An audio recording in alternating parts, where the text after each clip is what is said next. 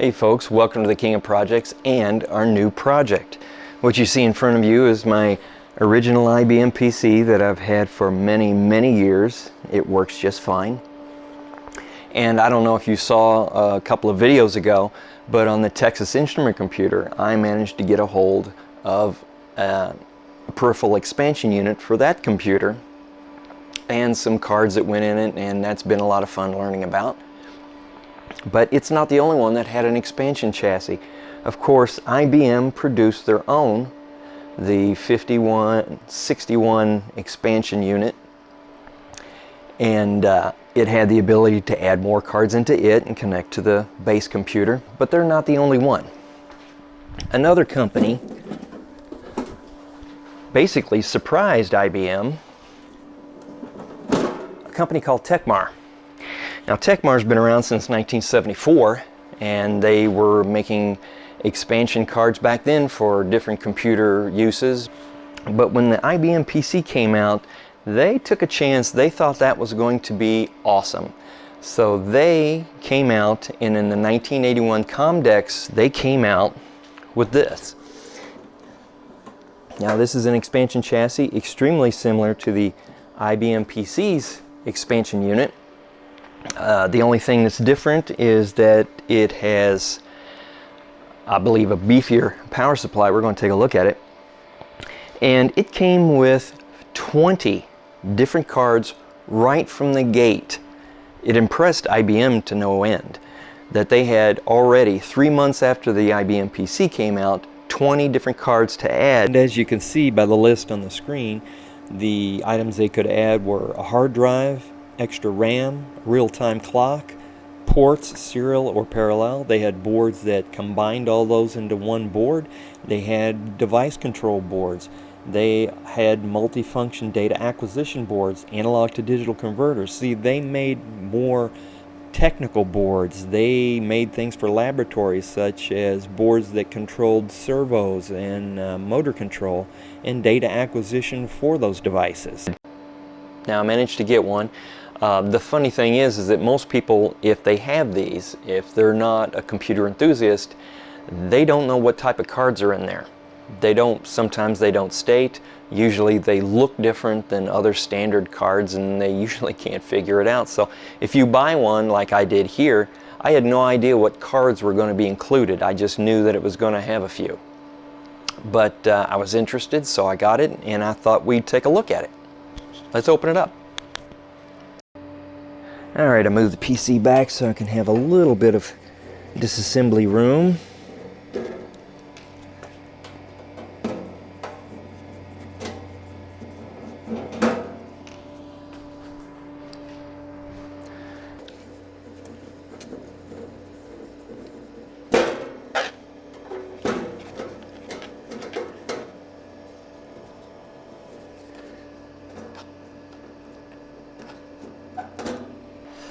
Okay.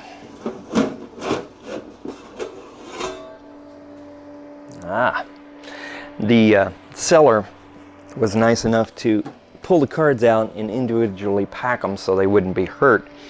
So here we have the empty case. That is one beefy power supply. I don't know. Maybe I can look up and try to find the power output on it, but there's no stickers whatsoever other than the serial number sticker. But that is, and it's very heavy. It's got 8 slots. I don't know why this one's got a piece of tape on it. But they usually came, like I said, with a hard drive. Mine did not. See, they usually change them. They came standard with a hard drive and a communication card, but people, if they use these for scientific purposes, they may not have needed the hard drive. They may need it for some specific purpose. So they changed it around. It would have totally different cards in it sometimes. So let's find out what kind of cards I got. All right, let's see what we got here first.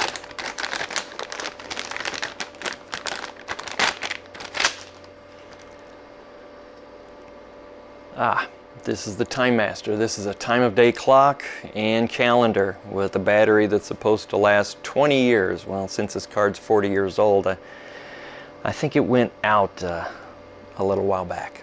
But this is great. This is a nice card to be able to use this. Alright, these next two cards I had to look them up because they're not a part of the original 20. This is what was called a base board. It came out, I think, the following year. It's a digital input, digital output board with 4 separate sections that can be used as standalone interface, digital in, digital out, with a daughter board for prototyping or for specific functions such as opto-isolated input or opto-isolated output. That's what these boards are. These are opto-isolator daughter cards that are installed for each of the 4 sections that you can add, and that way it can be your unit under test is separated from your main computer, and the fact that you can use higher voltages. Now, will I use this? It's pretty complex. It was more for an engineering or robotics purpose, but hey, you never know. I might build something just to see if I can get this card working. And finally, the ones you need the most, the communication cards for the IBM computer and the Tecmar expansion unit. To tell you the truth, I had no idea if they were going to be in there. The seller had no idea what the cards were, so I was hoping I'd get the communication cards. This appears to be what these are, and the connecting cables for that. I would have been screwed if I hadn't gotten these, that's for sure. Now, this expansion card over here looks pretty dirty. Let's just see if we can just take it off. It just has 4 screws. And we can clean it up a little bit better once it's out of the chassis.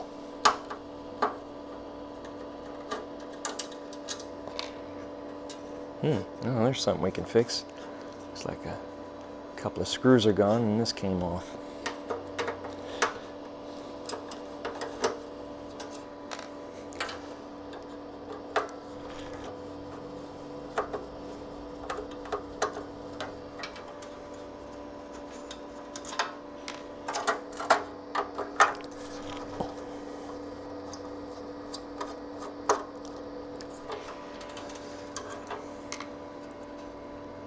Huh.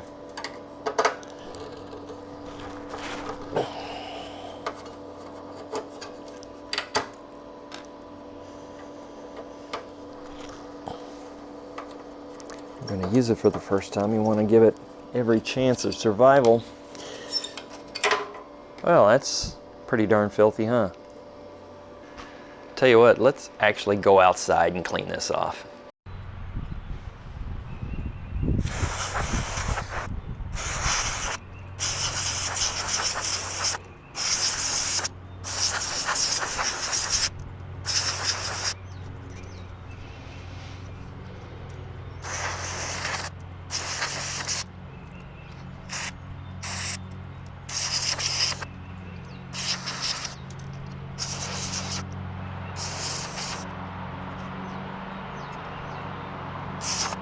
Boy, that's one filthy board.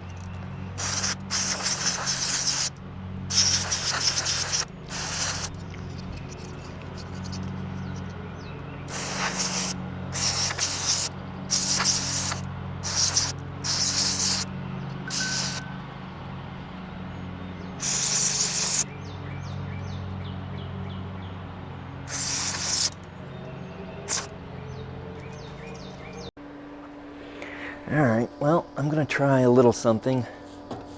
Just wet it down in a very gentle sanding block.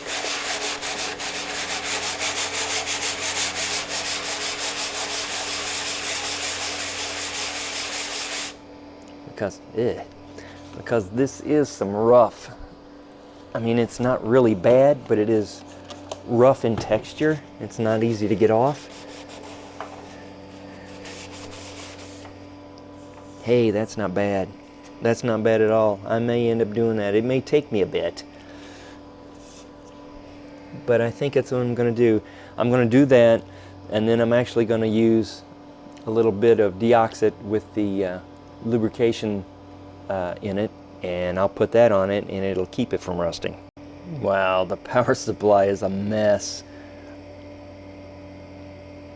Luckily, it's not greasy. It's mostly just loose dirt. I'm going to use some compressed air and blow that out.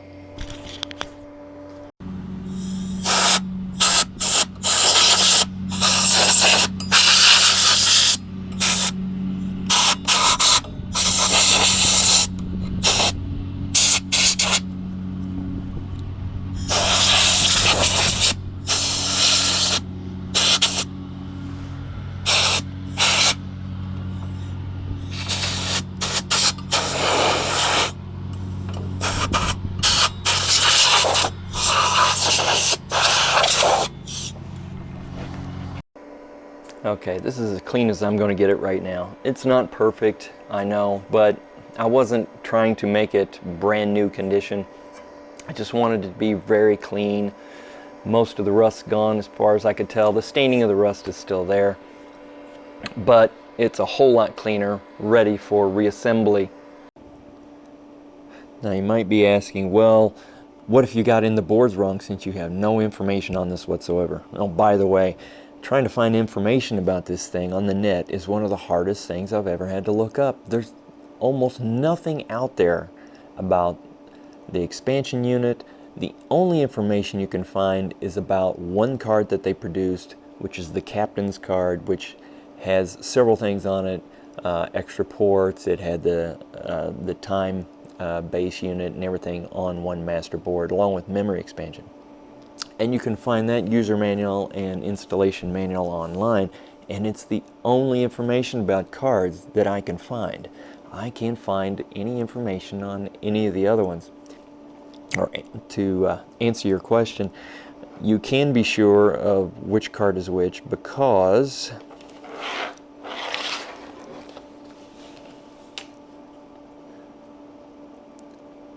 this one says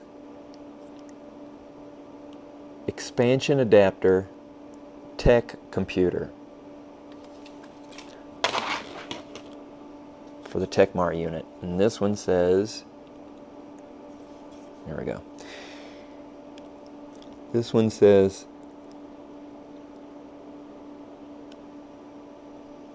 expansion adapter IBM computer. So it's marked on which one's which. This goes in the IBM, this other one goes in the Tecmar expansion unit. Okay, of course the first one I'm going to put in is the communications board. Now this comes with this clampable stress bracket for the cable. It goes in place of the in card connector that you normally see. Let's see. Well, let me use my brain. There.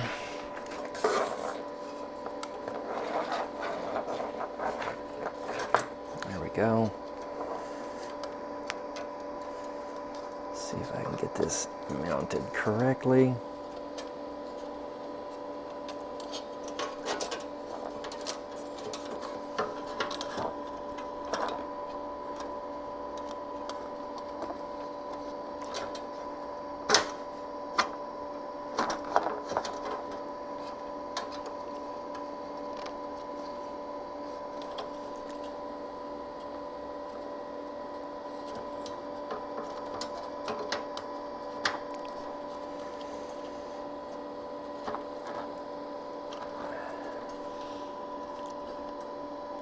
There we go.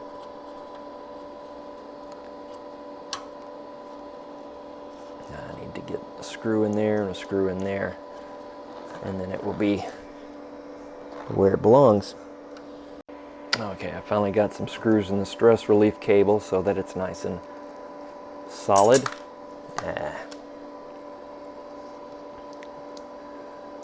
Bolt the card into the case.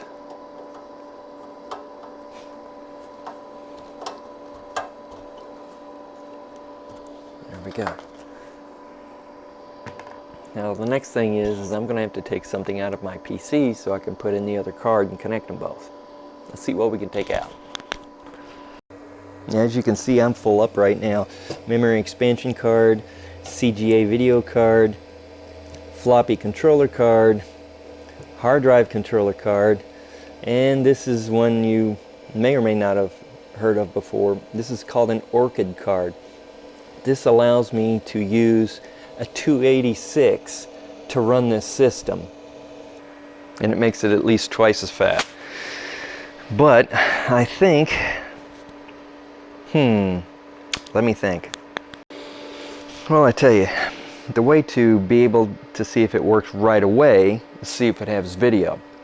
So I'm going to take the CGA card out, put in the controller card, put the CGA card in the expansion unit, then we'll know if it's working right off the bat to see if I've got video.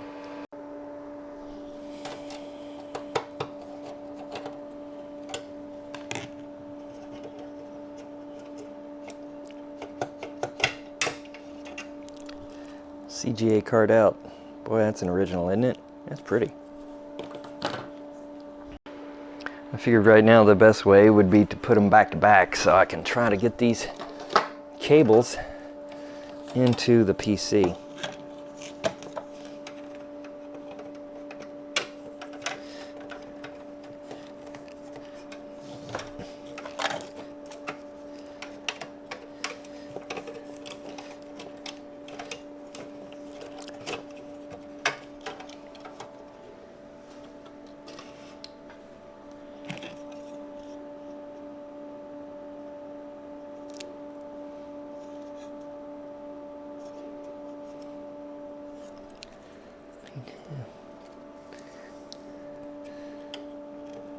Yeah, it makes sense.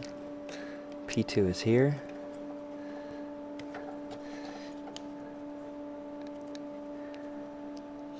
It's connected. P1 goes here. It's the same labeling system that's on the other card. Make sure it's not screwed up. It's P1 and P2, and it's labeled that way on both cards. Well, like I said, we're going with the very bare minimum. I just want to see if it works. Put the CGA card here.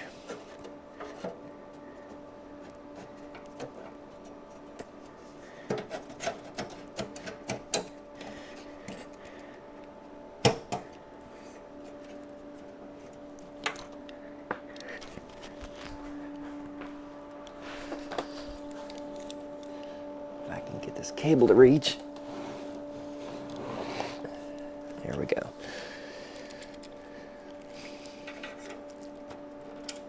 There.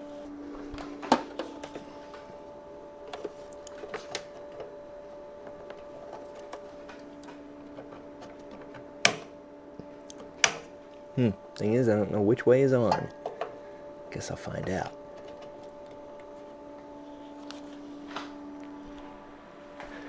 There's nothing so far.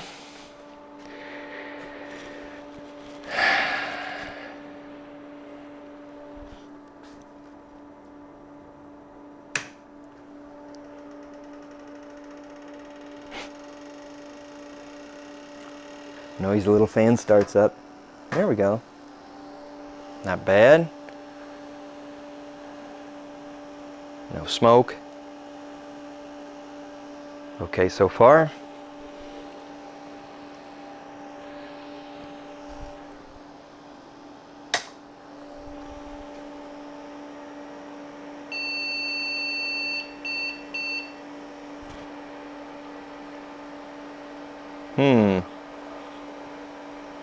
Well, I'd say right now that that is a no. You can see the video on the side.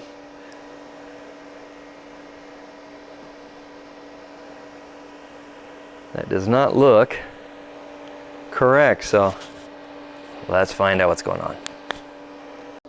I'm sure not getting a lot out of my assistant today. Huh? Are you going to help, or are you just going to lay there? Just going to lay there. Okay.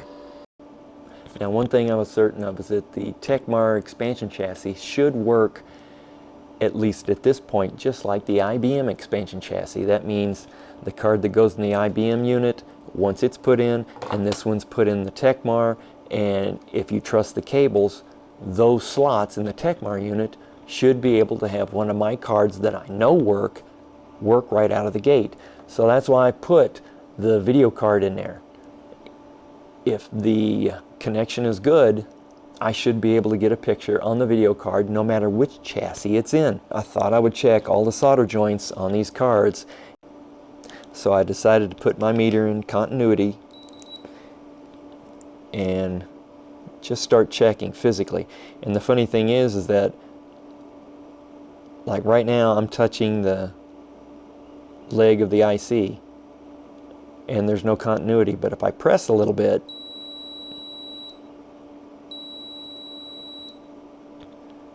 you almost can't see it, even with a magnifying helmet on. I've got 3 joints on this card like that, so I'm going to resolder those joints basically on all the ICs, and then we're going to try again. Okay, the solder joints have been repaired. The cards are back in their respective chassis, and let's see if there's any improvement. Oh, by the way, the noise in the fan I fixed as well, because it was just one of the transformers wires laying up against the fan blades.